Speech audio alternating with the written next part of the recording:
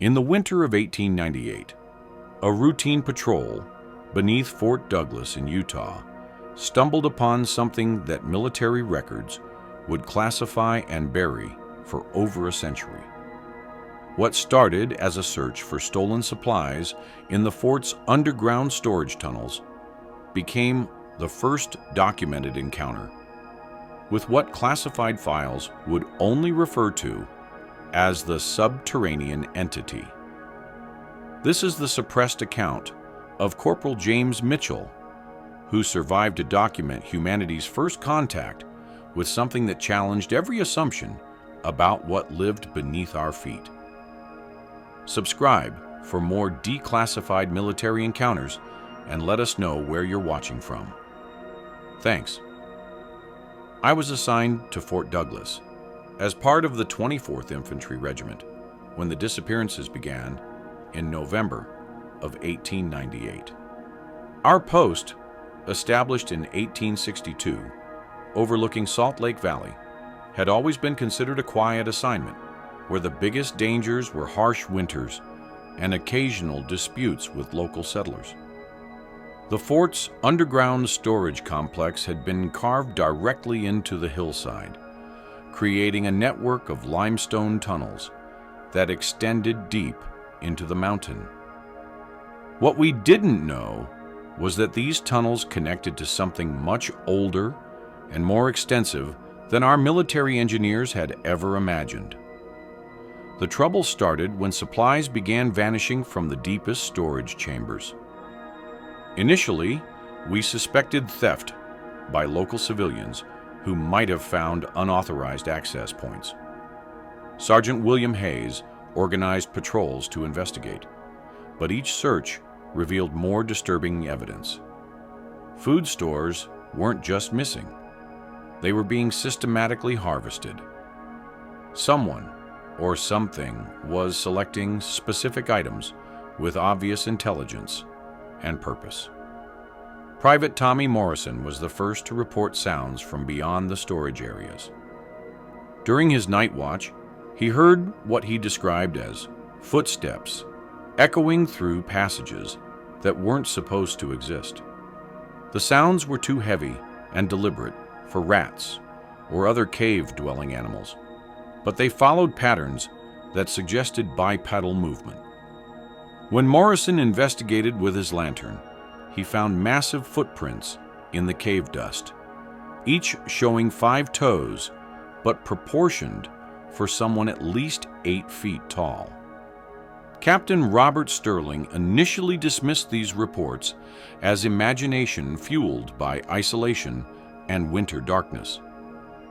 But when Morrison went missing during his next patrol, Sterling authorized a full investigation. We found Morrison 3 days later in a chamber we'd never seen before, unconscious but unharmed. He had no memory of how he'd gotten there, but his uniform showed signs of having been carefully cleaned and mended with materials we didn't recognize. The chamber where we found Morrison defied our understanding of the fort's construction.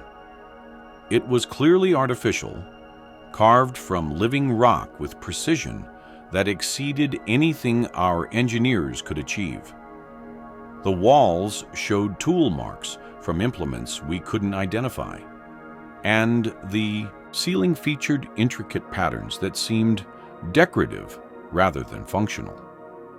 Most disturbing were the alcoves carved into the walls, each sized to hold a human being and showing signs of regular use. Dr. Marcus Fieldhouse, the fort's medical officer, examined Morrison thoroughly, but found no injuries or evidence of violence. However, Morrison's clothing contained traces of organic material that Fieldhouse couldn't identify, plant fibers that didn't match anything known to grow in Utah's desert environment. Morrison's boots showed wear patterns suggesting he had walked for miles through terrain unlike anything around Fort Douglas. Over the following weeks, we discovered that the tunnel system extended far beyond what our original construction had created. Using surveying equipment borrowed from the Corps of Engineers, we mapped passages that stretched for miles into the mountain. Some tunnels showed clear signs of recent excavation, while others appeared ancient, carved with techniques that predated any known human presence in the region. The deeper passages contained evidence of long-term habitation by something with intelligence and planning abilities.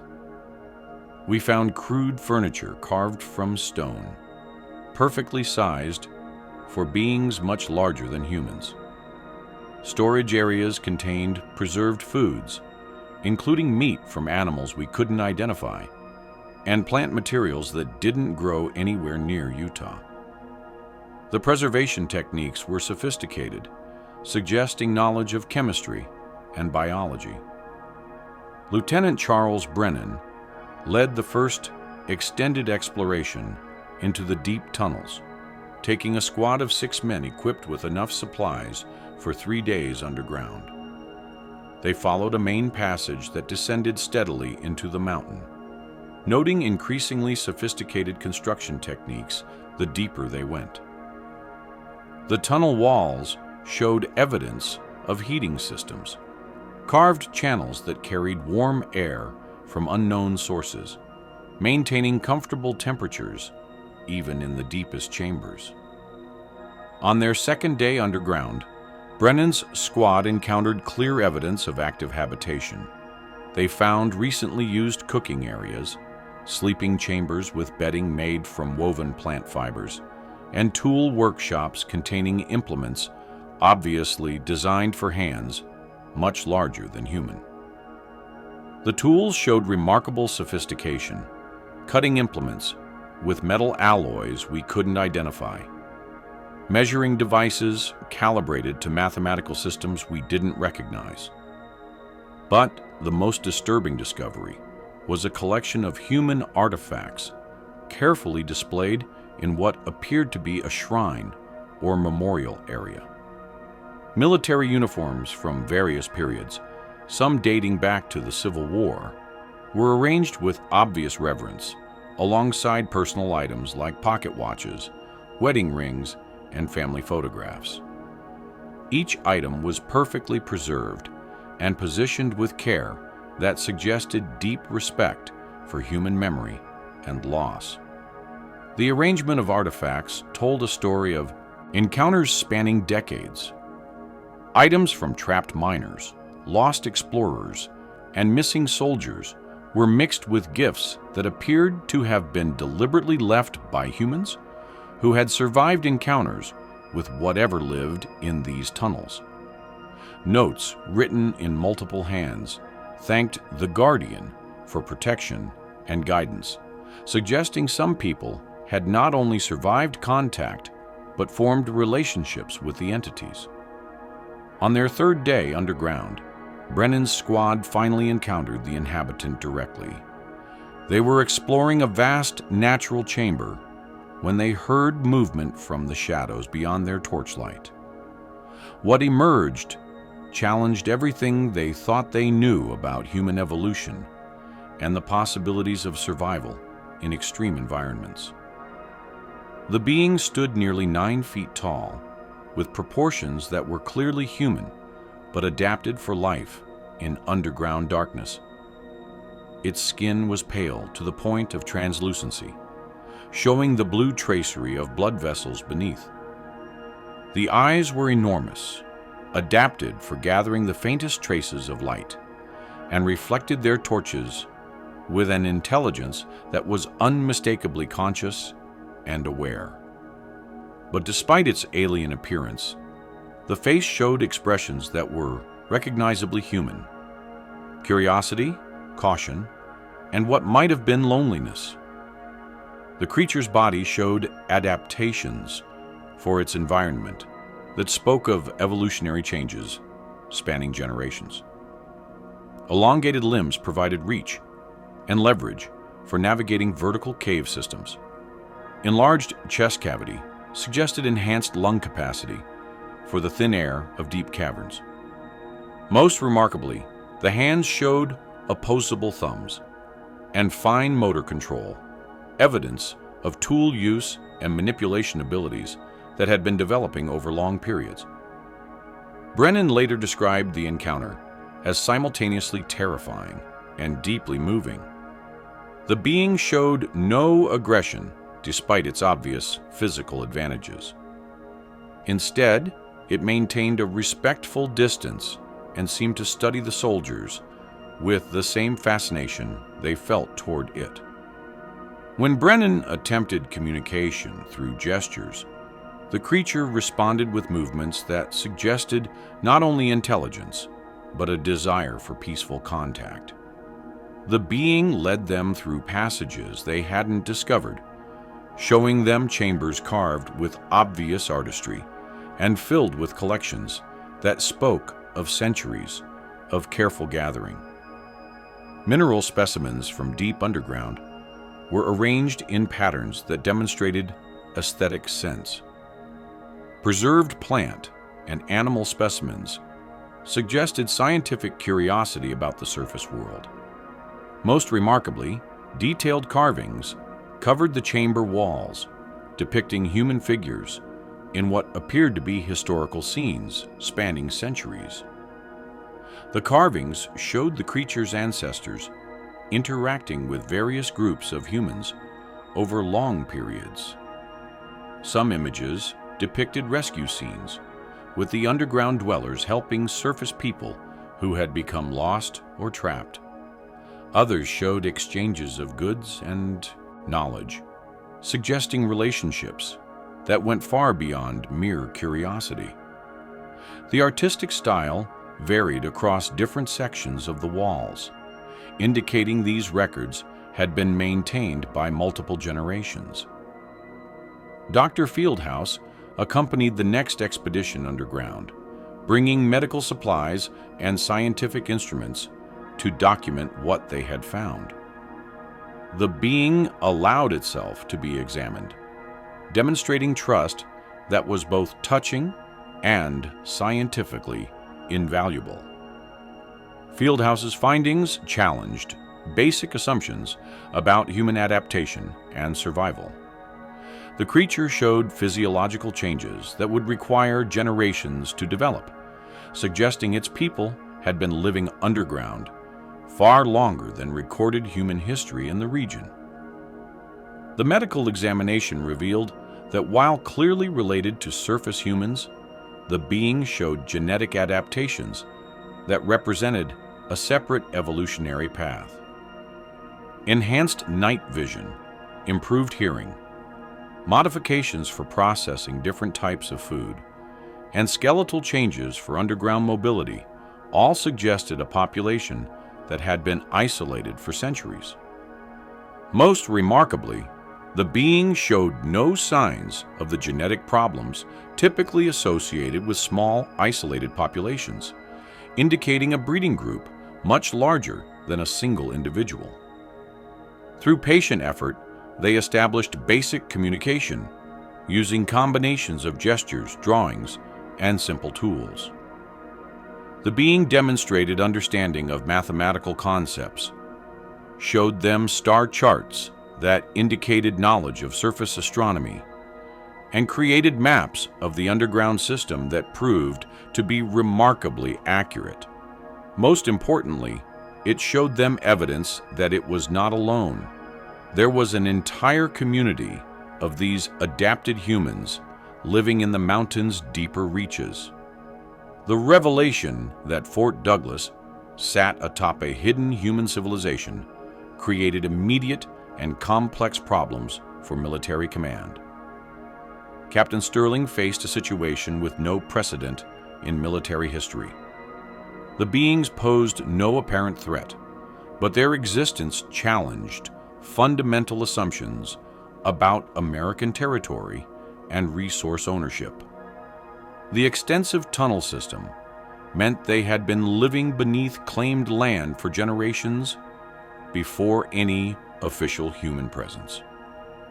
Communication with military headquarters in Washington brought swift and decisive response. Within a week, a team of federal investigators arrived at Fort Douglas under the cover of a routine inspection. They included representatives from the War Department, the Smithsonian Institution, and several civilian agencies, whose exact purpose was never clearly explained to the fort's regular personnel.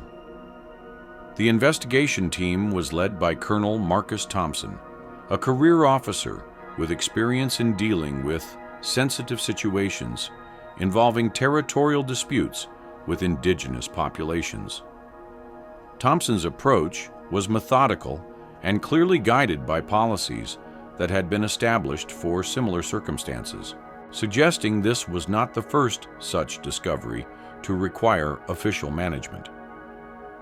Thompson's team conducted extensive interviews with every soldier who had encountered the underground beings. The interviews were thorough and focused heavily on ensuring that all personnel understood the classified nature of their experiences. Soldiers were required to sign agreements acknowledging that unauthorized disclosure of their experiences would result in court-martial and lengthy prison sentences. The beings themselves were approached through carefully controlled contact protocols that suggested the federal government had developed procedures for such encounters. Thompson's team included specialists who seemed remarkably well prepared for communicating with isolated human populations, using techniques that were apparently based on previous experience with similar discoveries. Over several weeks, government teams established regular communication with the underground community. They learned that the beings called themselves the Te Ana, meaning people of the deep earth, in a language that seemed to blend elements of several Native American dialects with influences that linguists couldn't identify. The Te Ana had oral histories stretching back centuries, describing their ancestors' retreat underground during conflicts with surface peoples. The Te Ana's history revealed a pattern of careful coexistence with surface dwellers that dated back to the earliest European exploration of the region. They had provided assistance to lost travelers, guided explorers through dangerous terrain, and occasionally rescued miners trapped in collapsed shafts.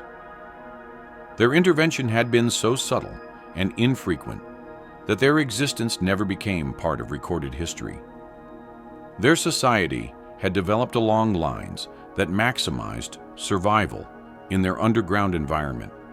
They practiced sustainable agriculture in carefully tended cave gardens, maintained breeding populations that avoided genetic problems through complex kinship systems, and had developed technologies adapted specifically for their unique circumstances.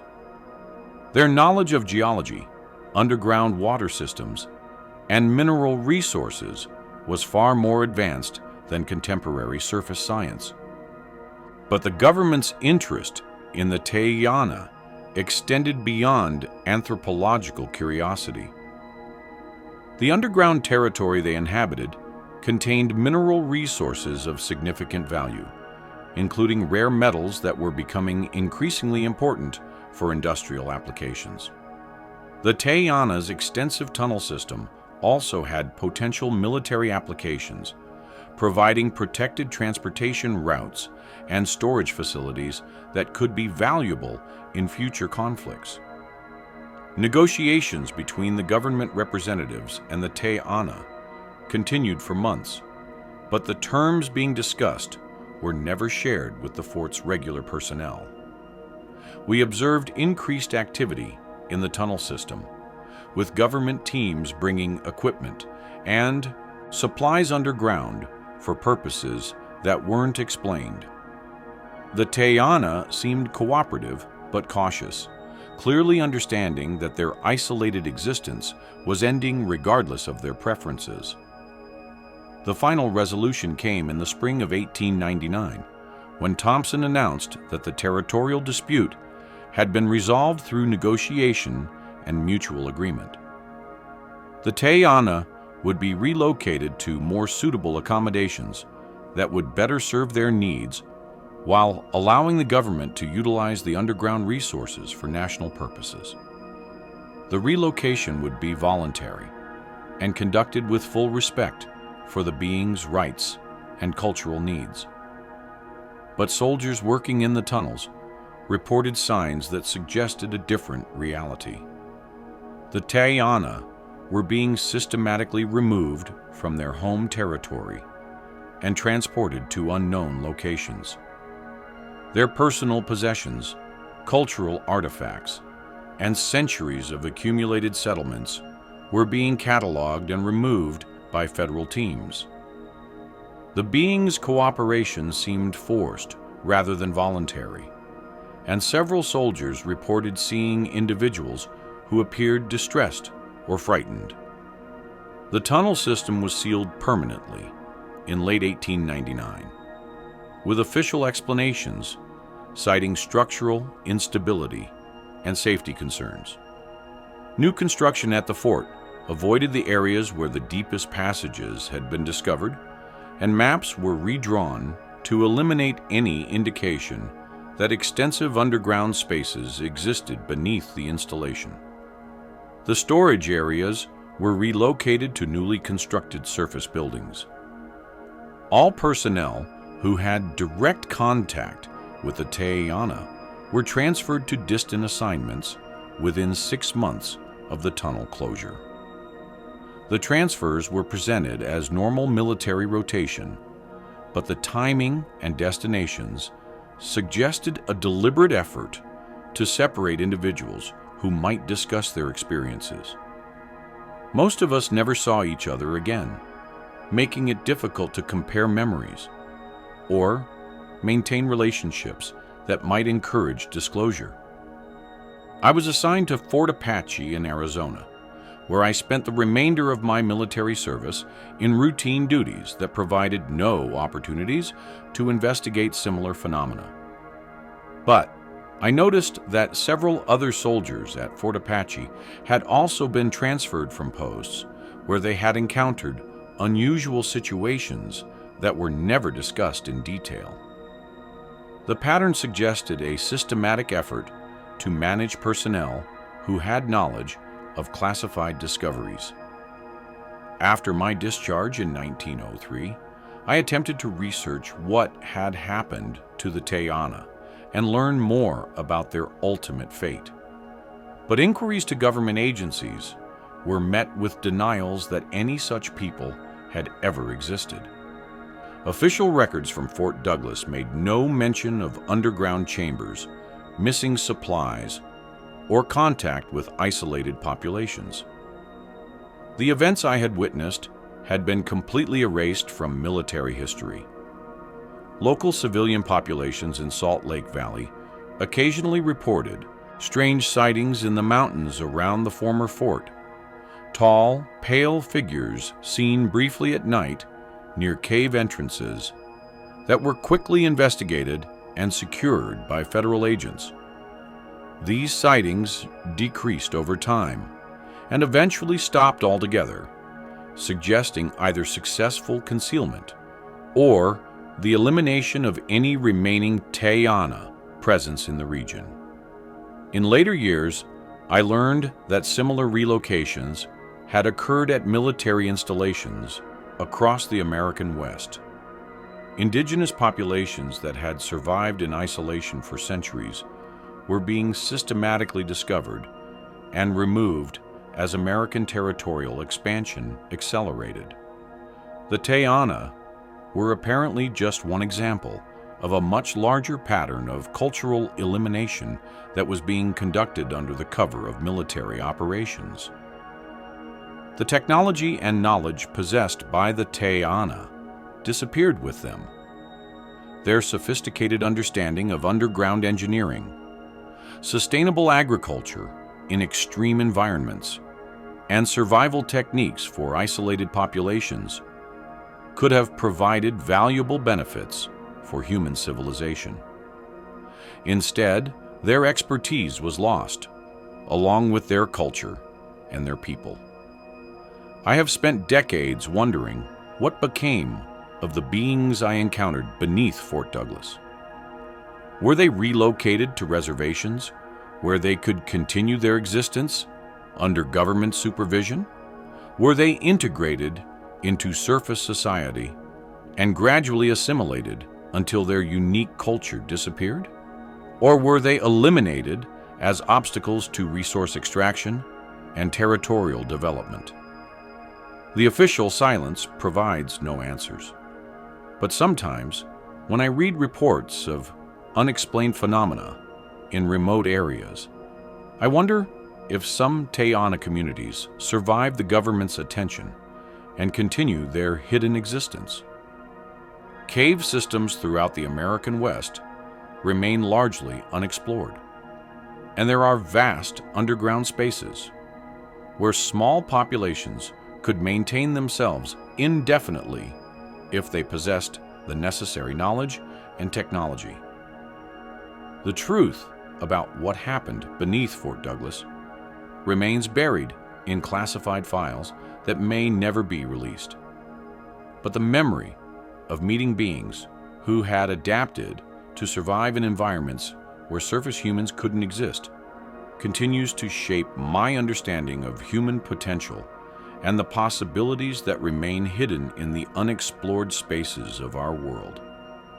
In my final years, I have come to believe that the encounter with the Tayana represented both humanity's greatest opportunity and our greatest failure.